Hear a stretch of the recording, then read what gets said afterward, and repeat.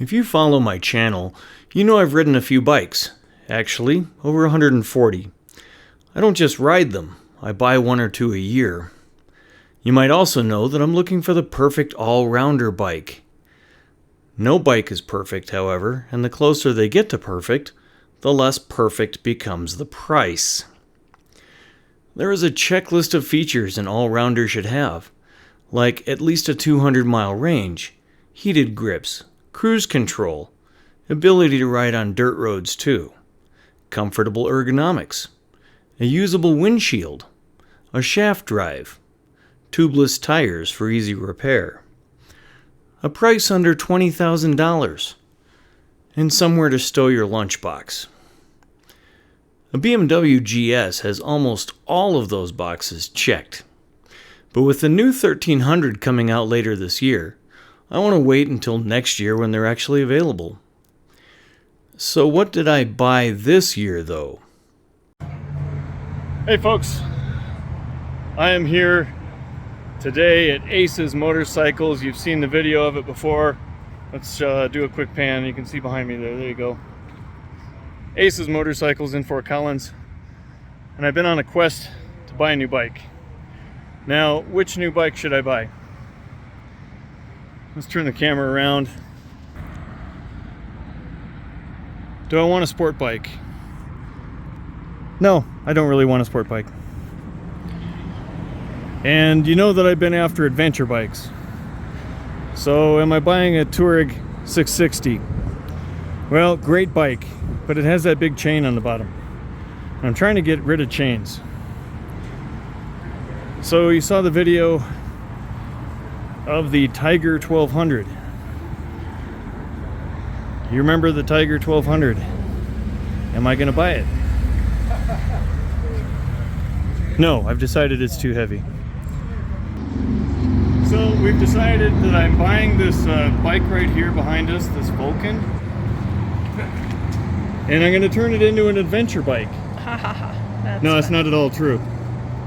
I think this is mine. Is that mine, Brian? It is yours. Why, thank you. That's right, yeah. Congratulations. All right. Congratulations, Ben. Yeah, you guys. Enjoy it. And this is our third bike, I think, that we bought from Aces Motorcycles here in Fort Collins. And it was a good deal. I don't feel like I just walked out of a Harley dealership.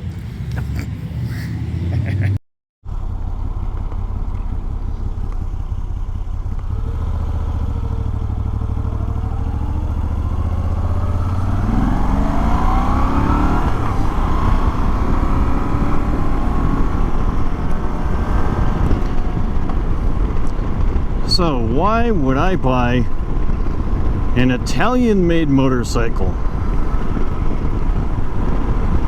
A comparatively underpowered Italian-made motorcycle. I mean, I've ridden BMW GS's of every size. I've ridden the Africa Twins in two varieties, three actually. One was lowered. I've ridden the holy Harley-Davidson Pan America. I was impressed by the motor, but not a whole lot else.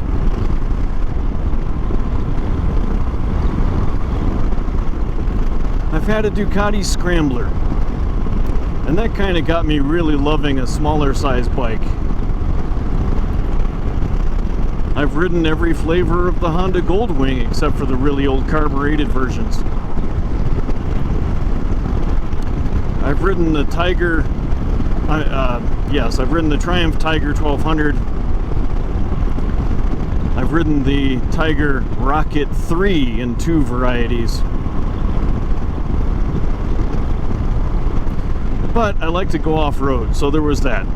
There had to be at least a Scrambler variety. Well, hi Kevin. Long time no see. Where'd this bike come from? It came from yesterday at Aces. You're test riding over the weekend? No, we bought it. No kidding. Huh. Well, let me get your initial reaction though. I like it. You know, I've always had kind of a secret cult love affair with the transverse V-twin. I don't know why. Makes sense because the jugs are out there in the breeze instead of one behind the other. Jugs should always be out there in the breeze, Kevin. If they're cooled, jugs should always be out there first and foremost. Very perky ones, no less. Because they're sexy. Yes. Functional. They look good in that position. So, the quest for the perfect bike. Is it perfect? No. No bike is. No bike's perfect. But I've got a shaft drive now. I have spoked tires and tubeless tires.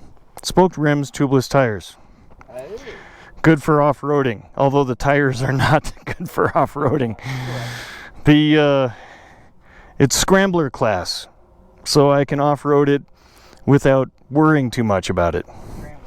Scrambler meaning it's not adventure class as far as BMW GS class, anything like that. But for the dirt and gravel roads that I feel comfortable on, it's great. The seat is all day comfortable. The bars I don't have to raise. They put them exactly right. I'm supposed to turn off my phone.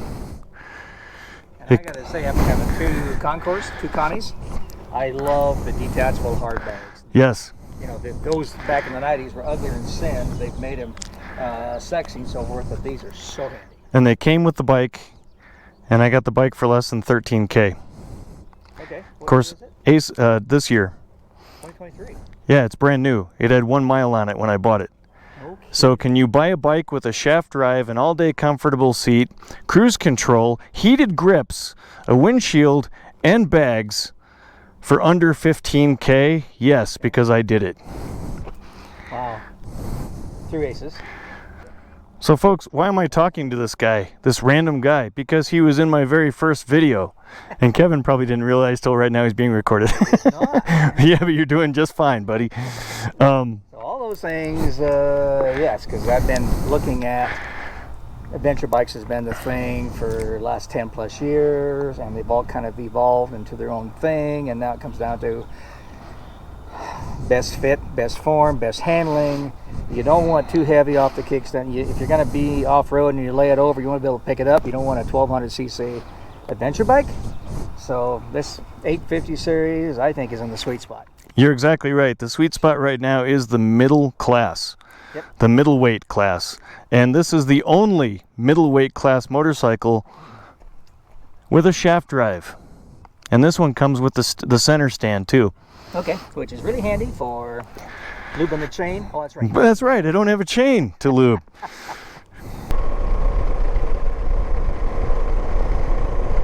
So apparently they made a few changes over the years, because this bike used to come with more aggressive tires. The Dunlops that are on it now aren't particularly aggressive. They're going to be excellent in the water, but larger gravel than this will be an issue.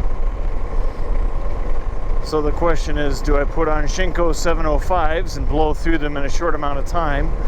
Or do I put on Michelin Anakis? Or, as the mechanic suggested, he saw some Avons on a bike. He thought they were perfect.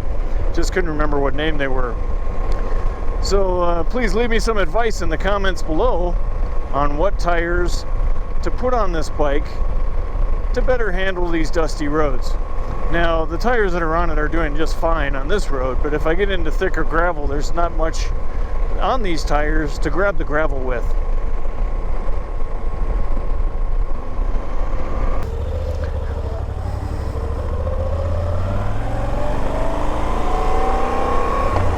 First gear is fairly short.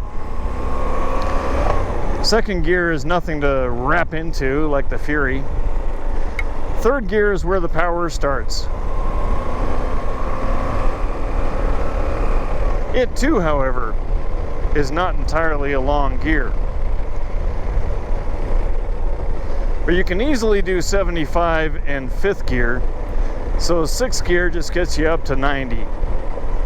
I mean, you can go faster than that, but it is what it is. The popping sounds of gravel are not what you'd hear with Shinko 705s.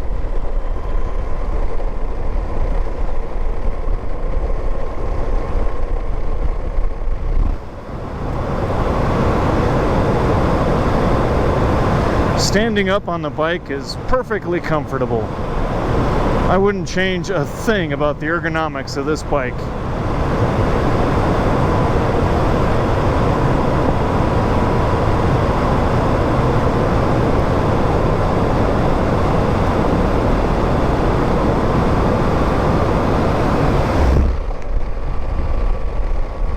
I would change the amount of bugs in the air right now.